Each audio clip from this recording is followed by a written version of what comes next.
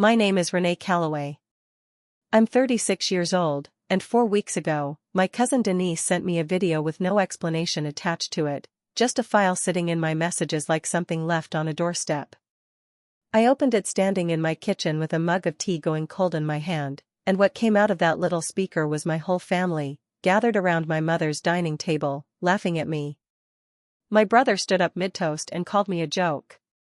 My mother, without even raising her voice, said I should count myself lucky that anyone in this family still had use for me. And for 4 years before that night, I had been the one paying for nearly everything they had. The mortgage. The car. The insurance. The tuition. Every one of it, quiet, on time, without a single thank you ever crossing my path. I didn't say a word after I watched it. I set my phone face down on the counter, and I opened my laptop instead, because the one thing I have always been good at is numbers, and numbers were about to become the only language my family understood. Welcome back to Quiet Ledger Stories, the channel where the person everyone overlooked turns out to be the one who was holding the whole house up, and where the truth always finds its way to the surface, no matter how long it's kept underwater. If you've ever been the reliable one in a family that never once said thank you, this story is going to feel like it was written about you. Stay until the end, because the way this one lands at a birthday party is something you won't want to miss. Drop a comment when you get there, and if you haven't already, go ahead and subscribe, because there's a lot more where this came from. It was a Tuesday, late enough that the rest of the block had already gone dark behind their curtains. I was still in my work clothes, sitting at my kitchen island with a bowl of reheated rice going untouched beside my laptop, because I had 3 different reconciliation reports due by morning. That's what I do. I'm a senior accountant for a mid-sized logistics company, and on the side I still keep the books for 2 family-friend small businesses, because old habits and old favors don't exactly disappear just because you got a real title. My phone buzzed against the granite. Denise, my cousin on my mother's side. No text, no caption, nothing but a video icon sitting there like it was waiting for me to make the mistake of pressing play. I assumed it was something harmless. A clip from the barbecue I'd missed the weekend before, because I'd been closing out a client's quarterly filing and couldn't get away in time. I tapped it, expecting maybe 30 seconds of my nephew blowing out candles or my mother fussing over a tray of ribs. Instead, the screen lit the ceiling above me in cold blue, and before the picture had even focused, I heard the laughing. I knew every one of those voices without needing to see a single face. The video. The camera had been propped up against a candle holder at the center of my mother's dining table, angled just enough to catch the whole spread of faces. It was the barbecue, the one I'd sat out to finish a client's numbers, and apparently my absence had become the evening's entertainment. My brother, Marcus, was on his feet with a beer in one hand, doing the kind of loud, performative toast he does whenever he wants a room's attention fixed entirely on him. He was doing an impression of me, shoulders hunched, one hand tapping at an invisible keyboard, his voice pitched into something nasal and joyless. To Renee, he said, and the table was already grinning before he finished the sentence. Still single, still boring, still counting everybody else's pennies for fun. At least she's good for something. My sister Priya laughed into her wine glass, the quick, easy laugh she does whenever she wants to stay comfortably on the popular side of a joke. And then my mother, Judith, at the head of the table where she has always sat and always will, lifted one hand the way she does when she wants the room to settle, the gesture of someone who thinks of herself as the reasonable one even in the middle of cruelty. "Leave her be," she said, and there was nothing sharp in her voice at all, which somehow made it worse. "She's fine where she is. At least the money gives her something to feel useful about. God knows she's not doing anything else with her life." The table broke into real laughter then, the unguarded kind that only exists when nobody at that table believes for a second that the person being discussed will ever hear a word of it. I sat in my dark kitchen with my tea going cold and I waited for the tears, because that's supposedly what's meant to happen. They didn't come. What arrived instead was something colder and steadier, like a spreadsheet finally closing out even after you've spent all day certain the numbers wouldn't reconcile. I paused the video on the exact frame where my mother's mouth was still open around the word useful, and I sat there looking at it for a long time. Denise, at the far edge of the frame, was the one holding the phone, and I noticed her laugh a half second behind everyone else's, her eyes dropping down to her plate right after. I filed that detail away without knowing yet what I'd do with it. Then I closed the video, opened a blank spreadsheet instead, and started doing the only thing that has ever made sense to me when the rest of my life stopped making any sense at all. Who I am. You should understand who I am before you decide what you think of what I did next, because on paper, none of this looks like the kind of thing a careful person does. I built my career out of being careful. I have a business degree I paid for myself, working 2 jobs through school while my brother had his tuition handled without ever once asking how. I've spent 12 years turning messy numbers into clean ones for a living, and people trust me with their books because I have never once been off, not by a dollar, not by a decimal point. Precision is the entire architecture of how I move through the world. People are the part one never fully learned. When I'm thinking hard, I tap the end of my pen against the desk in a slow, even rhythm, a habit my coworkers have teased me about for years without ever knowing where it comes from. I was doing it that night without noticing, the pen going tap, tap, tap against the granite counter while the video sat frozen on my phone screen. Here's the part one have to admit, because the whole story falls apart if I pretend otherwise. My weakness was never softness. It was the opposite. I have never once known how to let someone else carry something for me. Bill comes due, I pay it before anyone even has to ask twice. Problem shows up, I solve it alone, quietly, usually at midnight at the same counter, because needing help has always felt to me like admitting I'm not enough on my own. I told myself for years that this was strength. I'm good with numbers. I have always been considerably worse with people who treat that strength like something they're entitled to draw from indefinitely, without ever once being asked to pay it back. And my family had been drawing from that account for 4 years. I simply hadn't sat down and added up the total. How it started? It started, the way these things usually do, with a house. 5 years ago, my father had a heart attack in the garage while changing the oil on his truck, and by the time anyone found him it was already over. He left behind the house I grew up in, and a mortgage he'd been quietly falling behind on for over a year without telling a single one of us. The bank sent letters my mother wouldn't open. She hadn't held a job in almost 3 decades. Marcus's credit was, in the kindest possible phrasing, a disaster area.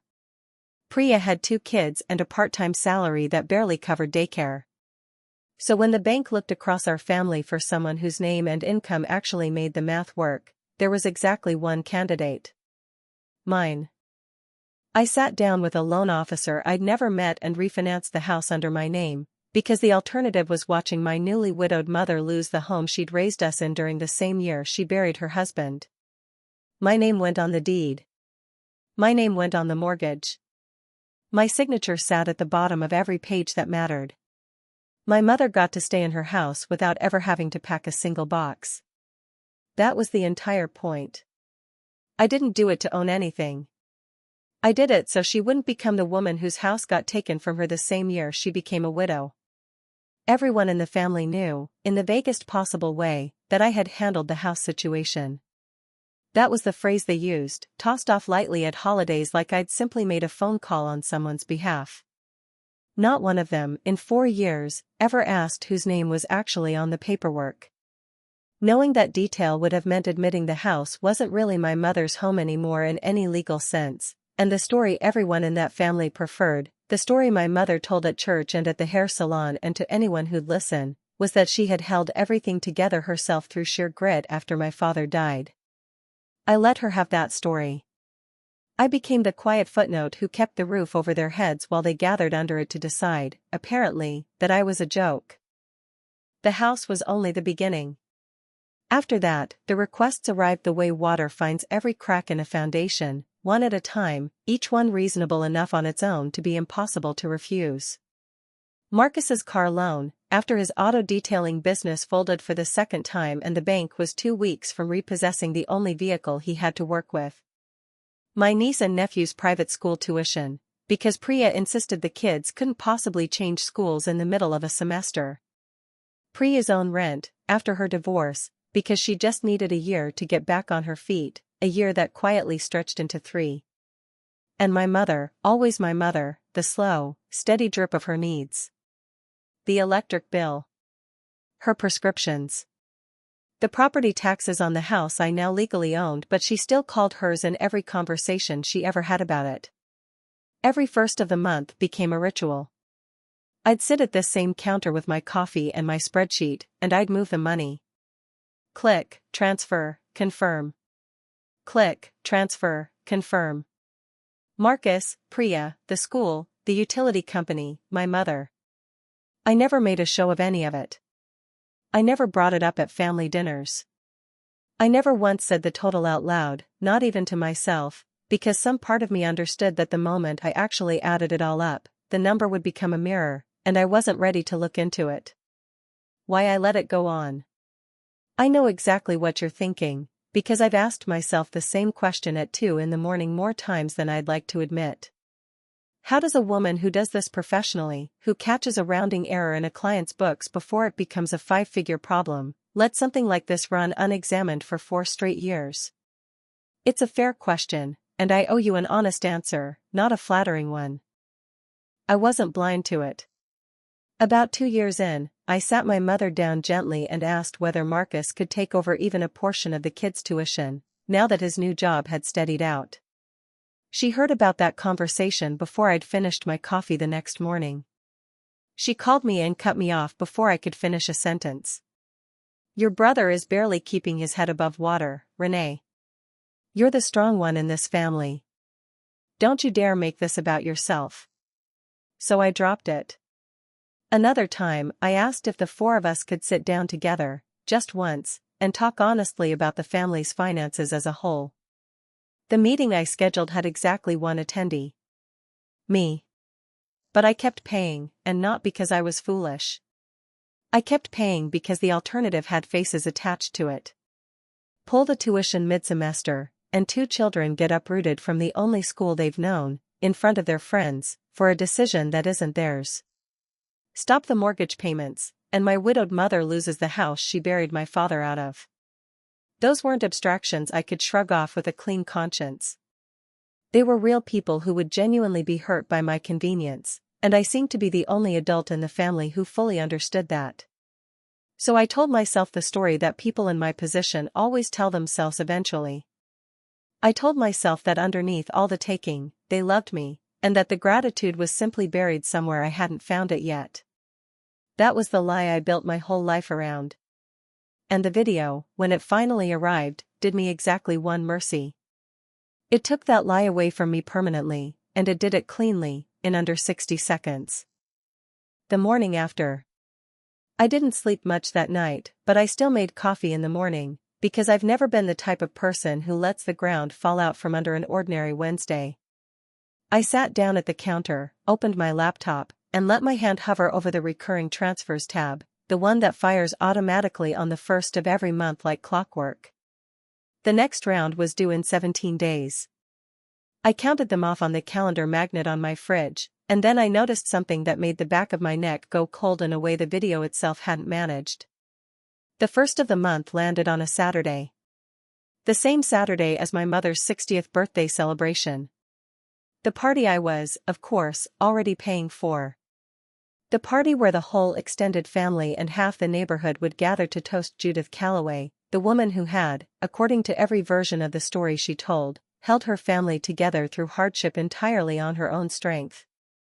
I sat there with my coffee going cold for the 2nd morning in a row, and for the first time in 4 years, I did not click transfer.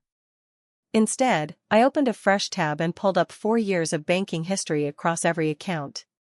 I started reading it the way I read a client's books when a number feels off, line by line, patient and unemotional. I want to be honest about what this actually was in that moment. I wasn't plotting revenge. I was genuinely conducting an audit. There is a real difference between those 2 things. But by the time I'd finished, I couldn't have told you exactly where the audit ended and something else entirely began. That weekend, I watched the video again, not to relive it, but to examine it the same way I'd examine a suspicious transaction. I scrubbed through it frame by frame in the blue light of my phone, pausing on every face like I was flagging entries for review. Marcus was the loudest, unsurprising, since he was the one performing. Priya was the chorus, laughing exactly on cue, the way she's laughed on cue her entire life to stay comfortably on the winning side of whoever's holding court. My mother was the conductor, one raised hand settling the whole table, one dry remark landing without her ever having to raise her voice. And then there was Denise, half out of frame, holding the camera, laughing a beat late every single time, her eyes dropping to her plate right after. I realized something that stopped me cold. Denise had filmed this. And 3 days later, Denise had sent it directly to me. No caption. No apology. Just the whole thing, delivered straight to the one person it would gut. I sat back and tapped my pen slowly against the counter, unsure yet whether that was clumsy fingers on a small screen, or a woman handing me evidence she didn't have the nerve to deliver in words. I didn't know which. I knew I'd find out before this was over. The strange normalcy. The strangest part of those first few days was how completely ordinary everyone else remained. 2 days after I'd watched my own family call me a joke, my phone buzzed with the usual traffic, as though nothing at all had shifted underneath us. Marcus texted first. "Hey sis, car insurance renewal is due, kinda tight this month, can you grab it?" Not a hello. Not a single word of context. Just the ask, delivered the way you'd ping an automated service. Then Priya sent a link to a dining set she'd found online, $1,100, with a little note underneath asking what I thought, as though she were simply asking my opinion on the color and not, in fact, asking my permission to spend my money without either of us naming it that way. Then my mother called, and I let it go to voicemail, listening to it later standing at the sink. "Renee, honey, have you booked the caterer for Saturday yet? People are already RSVPing, don't leave it to the last minute. And don't you dare embarrass me at my own party, you know how you get quiet, people will be watching. People will be watching." I nearly laughed out loud standing alone in my kitchen. She had no idea how right she was about to be. Not one of them knew I'd seen the video. Not one of them suspected that the woman who'd been quietly paying for everything had finally sat down and started counting. And that, I came to understand over the following days, was the only real advantage I had ever held in that family. Time. For the first time in 4 years, I had time, and they didn't know the clock had already started running. So I did what I do best. I built a clean, complete record. Not a diary of feelings, not an angry rant typed out at midnight and deleted the next morning. A ledger. I opened a fresh workbook and gave each of them their own tab. Marcus. Priya. The school. The utilities.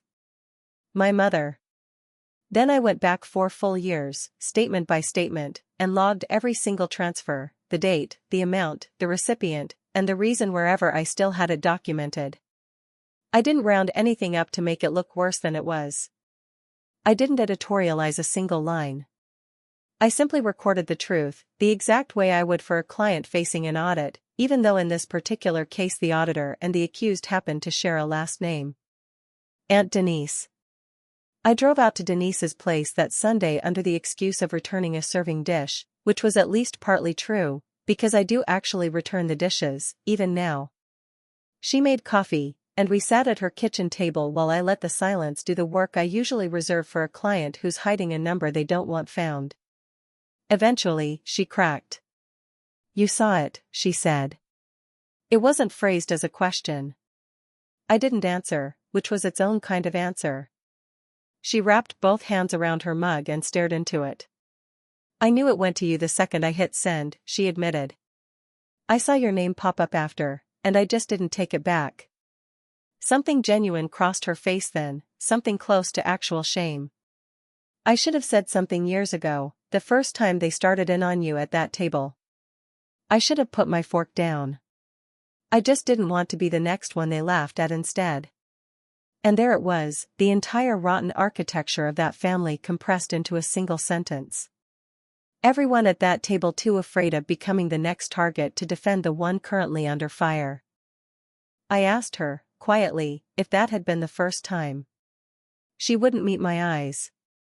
No, honey, she said. That's just how dinner goes when you're not there. She told me the jokes about me had become a fixture, as dependable as dessert. I thanked her for the coffee and left.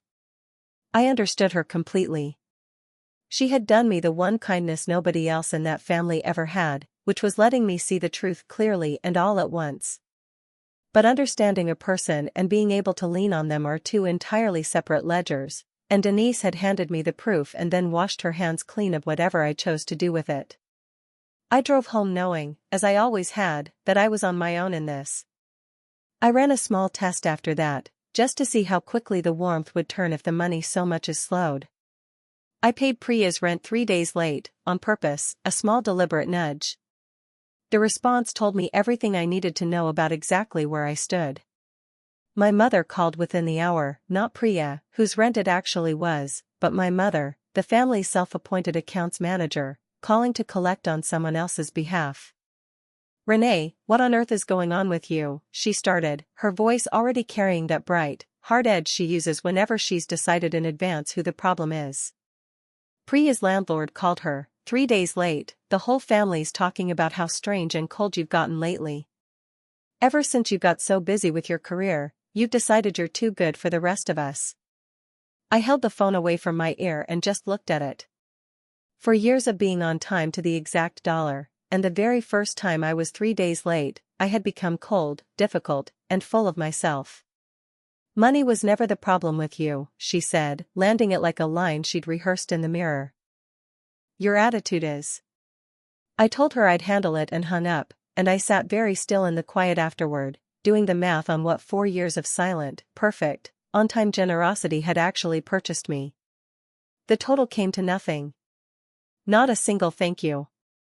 Not one defense offered at a table full of people. Nothing but the standing right to keep being on time forever. File cabinet. That was the night I went to the metal filing cabinet in the corner of my home office, the boring gray kind that holds the actual spine of a person's life. Bottom drawer, all the way at the back of the hanging files, sat a thick folder I hadn't opened in 4 years. The closing packet from the day I refinanced the house. I carried it to the counter and spread it flat under the warm kitchen light. No blue screen this time, no laughter, just paper. There it all was, page after page. The deed of conveyance, recorded with the county, grantee listed plainly in black type, Renee A. Calloway. The mortgage note, borrower of record, Renee A. Calloway, signed and dated 4 years back. The closing statement, the escrow disclosures, the title insurance, the entire architecture of ownership, my name sitting on every load-bearing page of it. I sat there and ran my thumb down the deed. I had always known this, obviously. I'd signed every page myself. But knowing a fact and staring at physical proof of it laid out on your own kitchen table are two very different experiences. The house everyone in my family referred to as Mom's house. The house where they had gathered around a table to laugh at me. The house my mother told half the town she'd single-handedly held on to through her own strength and grit. That house was, legally and completely, mine. I had been, for 4 years, both the owner and the tenant of my own family's contempt, paying for the roof over the heads of the very people who'd decided, on video, that I was a pathetic joke. I set my pen down on top of the deed and felt the last of the fog burn off entirely. I wasn't confused anymore about what I was going to do next. I only had to figure out how to do it cleanly enough that no one could ever honestly call it cruelty. The next morning I went back to the workbook, the one with a tab for each of them, and I did the thing I'd avoided doing for 4 straight years. I highlighted the entire column, every transfer, every account, every dollar, and let the spreadsheet do the one thing spreadsheets are built to do. The total appeared quietly at the bottom of the screen. I'm not going to say the number out loud in this story, because the exact figure isn't really the point, and frankly it was large enough that saying it would sound like bragging, and I have spent my whole life avoiding that particular sin. I'll tell you this much. It was a down payment on a second home. It was a retirement fund I didn't currently have. It was larger than I had feared, and I had feared a great deal walking into that spreadsheet. Here's the strange part, though. I didn't cry over the money. Money has never been able to hurt me, it's just numbers, and numbers have never once lied to me. What actually got me, sitting there with that total glowing back at me, was the time. For years of Friday nights I'd said no to. Vacations I never took because the first of the month always arrived first. Dates I'd canceled to close out someone else's books. I cried for about 4 minutes, and I let myself, because I've never believed in pretending otherwise. Then I wiped my face with the back of my hand and I was done, because crying is a feeling, and a feeling has never once been a plan. I finally understood, sitting there, exactly what my mother had meant on that video when she said I should feel lucky anyone still had use for me. And she was right about one thing, as it turned out. Someone in that family absolutely should have been grateful. They all were, deeply and quietly grateful, for exactly one specific thing. That in 4 years, I had never once sat down and added up the total. The first test. Marcus's insurance text was still sitting unanswered on my phone, the one with no hello attached to it. Before all of this, I'd have paid it within the hour without a second thought. This time, I waited a full day, then typed back a single calm line, no anger anywhere in it, because anger would have given him something solid to push against. I'm not able to cover that this month. That was the entire message. No explanation. No apology. My phone rang before I'd even set it back down. Marcus, of course. The sweetness in his voice evaporated in about 4 seconds flat. "Since when are you not able?" he said. "You've got that fancy job, what, are you saving up to feel important now?" I stayed quiet, which only made him louder. "You think you're better than us now? Sitting there with your little spreadsheets." And then, because he couldn't help himself, because the video had already told me exactly who he was underneath the beer and the bravado, he said it again, lit this time instead of recorded. "Don't act like you're not the pathetic one here, Renee." There it was, the same word, from the same mouth, except this time I was hearing it live on the phone instead of watching it play out on a screen. I let the silence sit there for a long moment. Then I said, "Okay, Marcus," and hung up. One sentence. "I'm not able to." It had cost me absolutely nothing to say, and it was about to cost him everything, and we both understood exactly which of us was going to feel that difference first. After that call, the phone simply didn't stop. It turns out a family that never once calls to check on your well-being will call constantly the moment the money so much as flinches. Priya texted next, accusing me of being selfish at the worst possible time, insisting Marcus had enough going on without me playing games. Then a cousin I hadn't spoken to in over a year suddenly grew concerned about the family becoming divided. Then my mother, the heavy artillery, sent a text instead of calling, because I think she wanted me to have to read the words twice with my own eyes. "After everything this family has done for you." That was the entire message.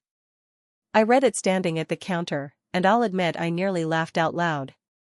After everything this family had done for me, I actually opened my workbook just to double-check I hadn't somehow missed a column, some line item where the help had flowed in the other direction even once. There wasn't one. Everything that family had ever done for me fit comfortably in the empty white space directly beneath the totals. I set the phone face down on the counter and didn't answer a single one of them, not Priya, not the cousin, not my mother. Instead, I reached into my desk drawer and pulled out a stack of plain manila envelopes, the heavy kind, and lined them up neatly across the table. I didn't know yet exactly what words would go inside each one. I already knew the shape of what I was building. The plan. I thought hard about how to do this, because how you carry out a thing like this is, in most cases, the entire thing itself. I could have blown it all open in the family group chat, posted the totals for everyone to see at once, let them read the numbers on their phones and feel the floor tilt underneath them in real time. I could have called each of them individually and finally said every cruel true thing I'd swallowed over 4 years. I could have made it loud. But loud was their native language, not mine. Loud keeps you standing in the room, arguing, explaining, defending yourself, and I was simply too tired to spend one more evening standing in that room. So I chose the opposite. I wrote out a plan with 4 parts and put each one down on paper so I couldn't talk myself out of any of it at the last minute. 1. I would sign the house back over to my mother and set up the mortgage for her to formally assume, so no one could ever claim I'd taken her home away from her. 2. Every voluntary payment I made, the car, the rent, the tuition, all of it, would stop effective the first of the month. 3. I would hand each of them a sealed envelope containing their own complete record and a single page stating clearly when the payments would end. 4. And this was the part 1 underlined twice, I would not argue. I would say what needed saying once, set the envelopes down, and walk out the door. I wasn't planning to fight any of them, because fighting is what keeps you permanently tethered to people. I was going to balance the account, calmly, completely, and then leave. And the calendar, generously, had already handed me the exact day for it. The next round of payments fell due on the 1st. So did my mother's 60th birthday celebration. I decided to let the date make the whole thing look like fate had arranged it, even though I knew it hadn't. I didn't act on emotion at any point in this process, because I'm not built that way. I do things in the correct order, or I don't do them at all. First, I called a CPA friend and walked her through the entire shape of it, no names attached, just the structure. Then I sat down with a real estate attorney here in town for a paid hour, the same way I pay for everything, and she walked me through it plainly. The house was legally mine to transfer however I chose. But she warned me, and I already understood this, that transferring the deed didn't erase the mortgage. The loan would remain in my name unless my mother could either qualify to assume it or refinance it herself under her own income. If she couldn't manage either, she'd need to sell it or find another way to carry the weight of it. The gift came with a price tag attached, and the attorney studied my face carefully as she said that part, the way people do when they're checking whether you've truly understood the choice in front of you. I told her I understood completely. I wasn't trying to trap my mother in anything. I was trying to finally hand her the real weight of a house she had spent 4 years telling everyone she carried alone. Let her feel, for once, exactly what that actually costs, and let her decide what to do with it as a grown woman, the same way I'd once had to. The party machine. The rest of it, the car, the rent, the tuition, were all confirmed as gifts by the attorney, and gifts can be stopped the moment you decide to stop them, no notice legally required, though I intended to give fair notice regardless, because I refused to be the one who behaves badly anywhere in this story. I had her draft clean transfer documents for the house, and I wrote a single plain letter to accompany each envelope, no feelings folded into any of it, just facts and dates, because facts have never once needed my help to land where they need to land.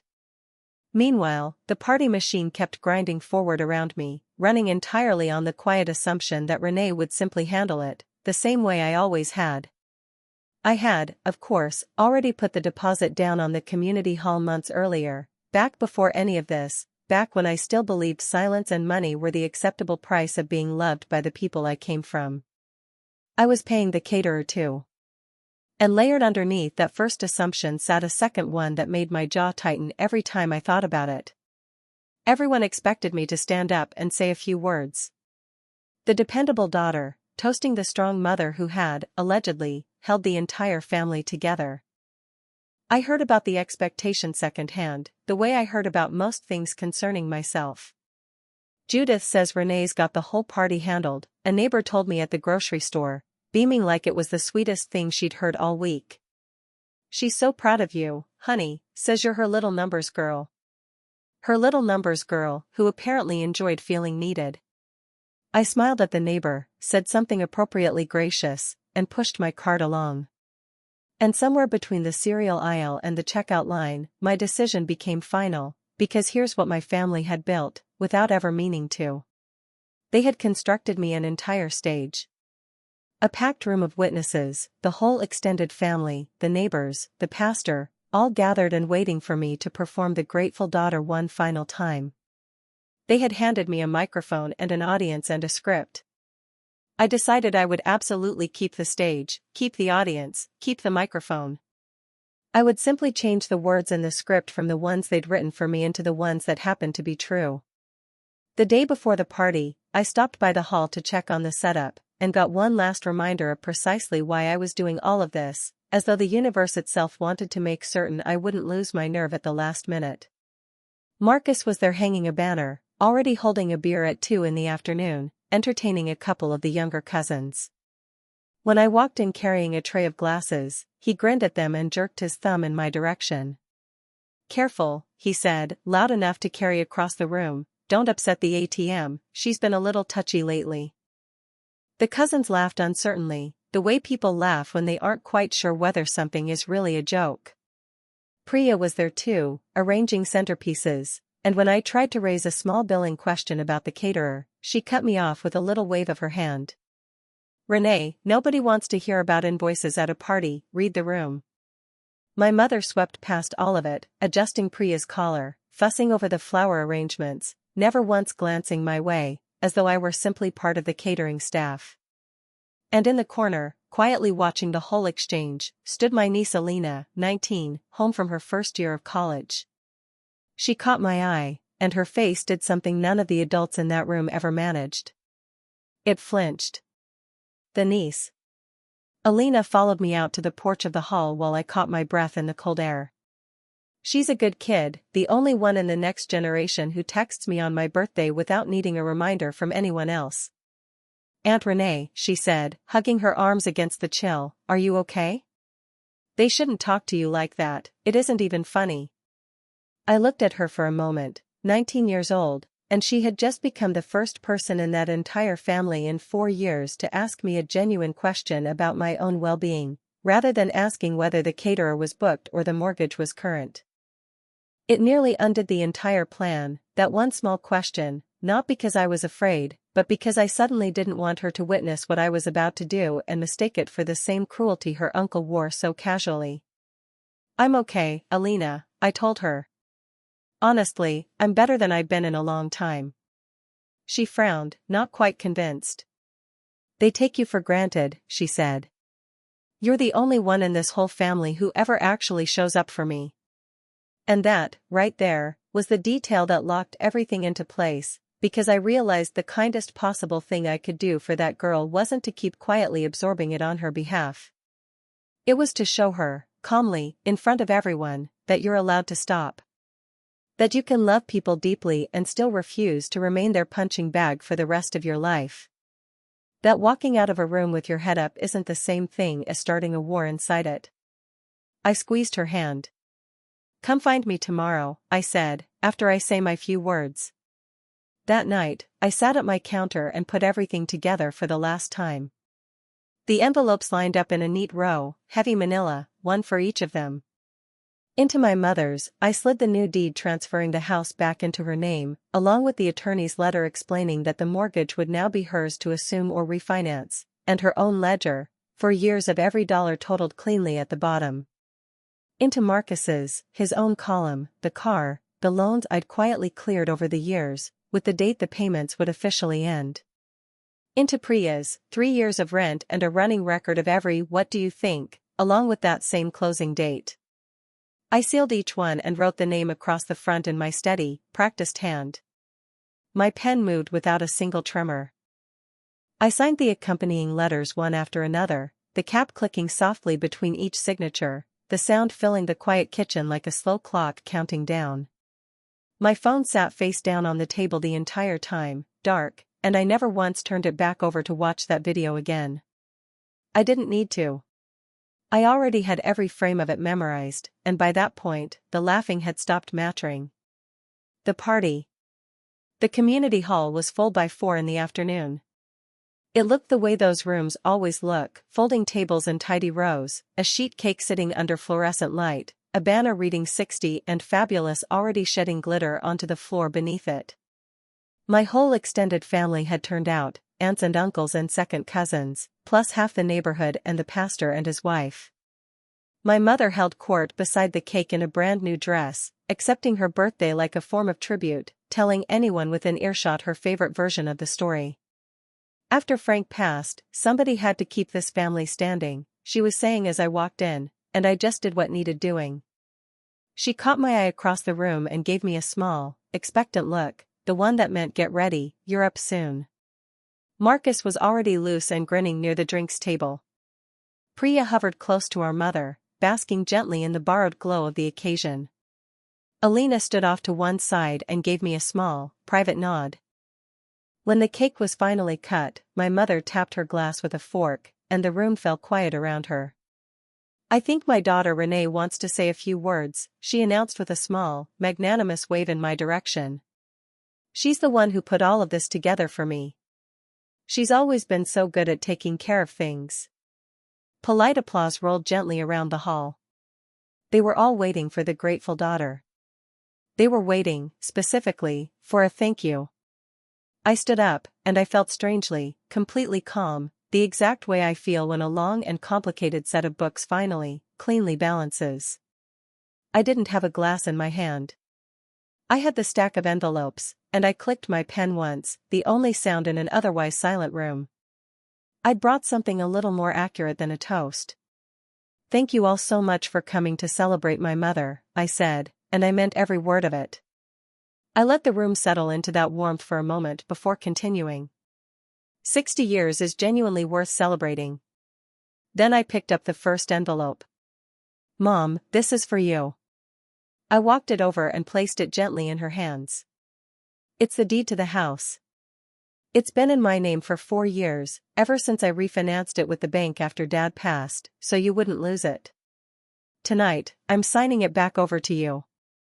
The house is yours again, completely, free of my name on it." A confused murmur began rippling through the tables. This clearly wasn't the toast anyone had been expecting. My mother's smile froze in place. "Along with the mortgage," I added gently, "which I've carried every single month for 4 years. The papers inside explain how you can assume it. You'll want to call the bank on Monday." Then I picked up the next 2 envelopes. "Marcus. Priya." I set them down in front of each of them at the table. "Inside these is a complete record of everything I paid for this family. Every bill, every transfer, every month, going back 4 years.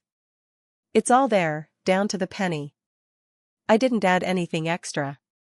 I didn't round up. I simply wrote down what's true." The murmuring spread further now, aunts leaning toward uncles, neighbors going very still. Marcus had already torn his open, and his face drained pale as he read his own total. Priya hadn't moved yet. My mother sat frozen, staring down at the deed in her lap as though it might bite her. The confrontation. I kept my voice level, almost kind, because I hadn't come there to wound anyone. I'd come to be clear. For 4 years, I was told I should feel grateful someone still had use for me. I've heard some version of that my whole life. So I just wanted, tonight, with everyone here who loves this family, to make the record clear about who exactly was carrying whom. My mother came up out of her chair so fast it scraped backward and tipped over, the clatter of it the loudest sound in the whole hall. "How dare you," she said, her voice cracking high and ugly across the room. "How dare you do this to me, at my own party, in front of everybody? You've always been like this, Renee, jealous, dramatic, desperate for attention." The deed slid off her lap onto the floor, and she didn't even glance down at it. "You think a stack of paper makes you better than your own family?" Marcus was on his feet now too, the envelope crushed in his fist. "A few receipts," he spat. "And you think that makes you better than us? You've always thought you were better than us." Priya had finally opened hers, and I watched the color drain from her face as she landed on the rent total, 3 full years of it, and she started crying, though it was the panicked kind, not the sorry kind. The whole hall had gone frozen, every neighbor and cousin and the poor pastor watching my mother scream the word grateful across a community hall on her 60th birthday. And here is the one thing I need you to understand, because it's the only part of this that actually mattered. I never once raised my voice. I stood there in the middle of all that noise and felt the stillest I have ever felt in my entire life. I waited until my mother ran out of breath, and then I said, quietly enough that the room had to go silent just to hear me, "I'm not asking for thanks. I'm not even asking for an apology. I'm simply done paying to be your punchline." Someone near the back, an old family friend who'd known my father well, said just loud enough to carry, Lord, the pathetic one was the one holding the whole thing up the entire time, and I watched that sentence travel across the room, face by face, the truth finally landing exactly where the laughter used to sit. Alina crossed the floor and stood beside me, taking my hand. I set the last envelope down on the table, the one containing the final schedule, all the closing dates laid out plainly. I didn't slide it across dramatically. I simply placed it down the way I place anything I'm finished with. Then I turned to the room, not to my mother, not to Marcus, but to all of them at once, the aunts and the neighbors and the pastor who had christened me as an infant. Thank you again for coming to celebrate you, Mom, I said, and my voice stayed even, almost warm. I mean that sincerely. 60 years is genuinely a lot. I picked my coat up off the back of my chair. The payments stop on the 1st, I said to the room simply, the way you'd report the weather. The house is yours now, Mom. I hope it's everything you've always told everyone it was. My mother opened her mouth, but nothing came out that she'd have wanted a room full of witnesses to hear. So she said nothing at all. I buttoned my coat. Alina walked me to the door, past tables full of people who weren't laughing anymore, and I felt every one of their eyes on my back, and for the first time in my life, I found that I genuinely didn't mind. The fallout. Outside, the cold air hit clean and good against my face. I pulled my phone from my coat pocket out of pure habit, and the screen stayed dark, not a single message on it that I felt any need to open. I slid it back into my pocket, got into my car, and drove the 20 minutes home to my own house, the smaller one with only my name on the deed and nobody else's expectations sitting inside it. I didn't slam a single door on my way out of that hall. I simply, finally, stopped holding one open. The fallout arrived exactly the way I'd expected, only faster. My mother called the bank that Monday, just as I'd told her to, and learned firsthand precisely what the house actually cost every month to maintain. She couldn't carry it entirely alone, so she refinanced what portion she could manage, cut her spending down to the bone for the first time in her adult life, and stayed in the house, paying her own way, at 60 years old. Marcus sold the car within the month. It turned out he'd been fully capable of covering those payments himself for years, he simply had never once been required to. Priya moved into a smaller apartment across town and, last I'd heard, had taken a part-time front desk job at a physical therapy office, her first real paid work in years. The story that circulated afterward, naturally, was that I had abandoned my own family and humiliated my poor widowed mother at her own 60th birthday celebration. Some relatives believed that version completely, mostly the ones who hadn't actually been in the room. The ones who had been there, who'd watched my mother scream and watched Marcus read his own total over Priya's shoulder, those people went noticeably quiet and considerably more careful around her afterward. I didn't defend myself to a single one of them. I'd finally learned that particular lesson. The ledger had already said everything that needed saying, and it never once needed my help to say it clearly. When an aunt called to lecture me about forgiveness and family loyalty and being the bigger person, I didn't argue with her either. I simply said, "This isn't something I'm looking for input on," wished her a good night, and hung up the phone. It's a complete sentence, that one. I recommend it highly. It closes an account faster than almost anything else I know. Resolution. Life got quieter after that, and then, slowly, it got genuinely good. I picked up 2 new clients, because for the first time in 4 years I actually had the bandwidth, the money, and the free evenings to take them on. I took an entire weekend off and drove up to the coast without bringing a single spreadsheet along with me. I'd nearly forgotten what my own unclaimed time felt like sitting in my hands. About a month after the party, my phone buzzed with a single text from Denise. "You did the right thing." I'm sorry I didn't. I looked at it for a long while. It was true, and it clearly cost her something real to send it. But it wasn't enough, on its own, to undo years of laughing a half-second late and staring down at her plate right after. We both understood that without either of us needing to say it aloud. So I wrote back, "Thank you, Denise, I appreciate that," and I left it exactly there. I didn't invite her fully back into my life. Understanding a person's regret doesn't obligate you to keep paying their tab, whether in money or in second chances. The one relationship I did keep, and keep deliberately, was Alina. She calls me now, not when she needs something from me, but simply to talk. Sometimes she drives over and we cook dinner together and she tells me about her classes, and it moves in both directions the way it's actually supposed to. That's the only kind of ledger I keep with family anymore, the kind where both columns genuinely fill in over time. The rest of them still have my number. They know exactly where I live. The door isn't locked against them, not exactly. I'm simply no longer the one standing in it, holding it open with my own two hands indefinitely. If any of them want to walk back through it someday, they're welcome to do what I finally did. They can learn to carry their own weight. I learned something at that party that I genuinely wish I'd understood a decade earlier. Generosity was never meant to be a debt the people you love get to collect against you forever, without end, without acknowledgement, without a single word of thanks. And the day you finally sit down and balance the account honestly, you find out very quickly, and very clearly, exactly who valued you as a person, and who only ever valued what you were willing to hand over. That's my story. For years of silence, 3 envelopes, and 1 birthday party that finally, at long last, told the truth out loud. If you've ever been the one quietly keeping an entire family afloat, the dependable one nobody ever bothered to thank properly, let this be the sign you've been waiting for. You are allowed to stop. You can set the weight down and still, absolutely, remain a good person while you do it. If tonight's story found its way to you for a reason, share it with someone who might need to hear it too. Drop a comment below and tell me your own version of this. And go ahead and subscribe, because I'll see you in the next one.